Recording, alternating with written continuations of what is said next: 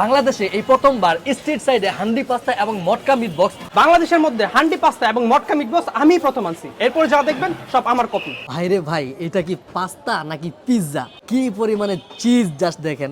বাংলাদেশে এই প্রথম আলু ছাড়া মিট বক্স, বলতে গেলে ফ্রেঞ্চ ফ্রাই, ওয়েজেস এগুলো কিছু থাকবে না, সস্তা কোনো আইটেমই আপনি পাবেন না, সব আমাদের expensive item, chicken ball, chicken sausage আর অনলি চিকেন। সবচেয়ে বড় কথা হইতেছে আমাদের মিট বক্সে ওভারলোডেড চিজ থাকে। কি বলেন ভাই, চিজও থাকে? জি ভাই, যদি স্ট্রিট ফুডে গতানুগতিক খাবারের বাইরে ইউনিক কিছু খাইতে চান তাহলে ফ্লেভিংস আপনার জন্য। আসলে আমরা চিন্তা করতেছি গতানুগতিক আমরা যেগুলো ফাস্ট ফুড যেগুলো খাই বাংলাদেশে একটু ডিফারেন্ট কিছু টেস্ট দেওয়ার জন্য আমরা মটকা মিট বক্সটা চালু করছি, আর পাস্তার মধ্যে একটু নতুনত্ব আনার জন্য আমরা হান্ডি চিজ হান্ডি পাস্তাটা চালু করছি। আর শুধু কি এই মিট বক্স আর পাস্তাই, আর কিছু নাই? ফাস্টফুডের মধ্যে আমাদের সব আইটেমই আছে। আমার বার্গারের মধ্যে 4টা ভ্যারাইটিস আছে, পাস্তার মধ্যে 4টা ভ্যারাইটিস আছে, আমাদের শর্মা আছে 4টা ভ্যারাইটিসের, সাব স্যান্ডউইচ আছে। আপনার ফাস্টফুড বলতে সবই আমাদের কাছে আছে।